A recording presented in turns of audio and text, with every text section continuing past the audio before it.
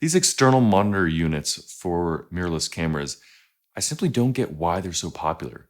I've had my Atomos Ninja V for about, I guess, a year now, and there's just so much wrong with it and external monitors slash recorders to begin with. First of all, it doesn't really make sense to have a more heavy unit and larger unit on top of your small, light, mirrorless camera. I mean, that is kind of the whole point of why mirrorless cameras are so great in the first place. They're portable, small, and light.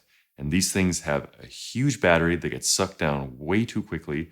They're large, they're too heavy, and they heat up and they have a cable hanging off it.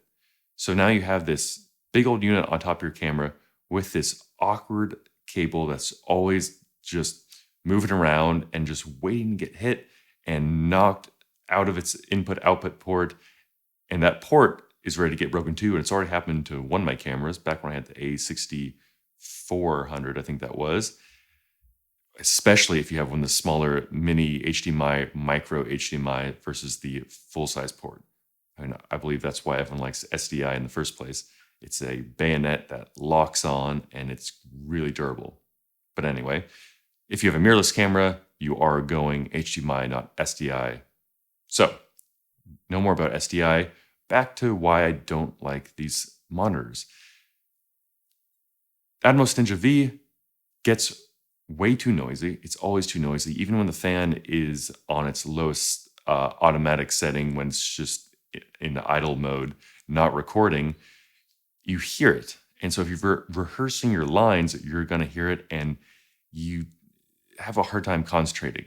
But oddly enough, you don't hear a lot of people talking about the fan noise as being a problem. So either people are using, I suppose, recording distantly from their source or using a lot of noise reduction, or I just don't understand.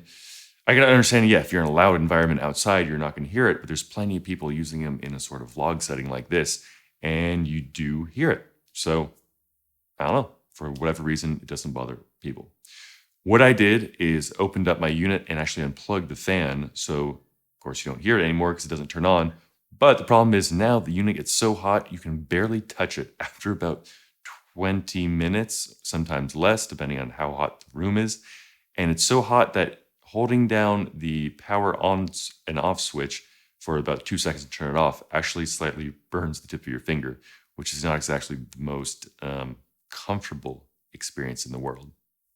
So yeah, between the heat, the noise, the odd placement on that's too heavy on top of your camera, and the wiggly HDMI cable that's ready to be snapped off at any point, I'm still not the biggest fan of an external monitor slash recorder. I'd much rather have internal recording and have the camera have a huge display or big enough display, 5-inch display like the Pocket 6K camera from Blackmagic, or have a really light unit that is just doing the monitoring with a near quiet fan and is actually getting powered by the camera, so you don't have to have a heavy battery hanging off the display itself.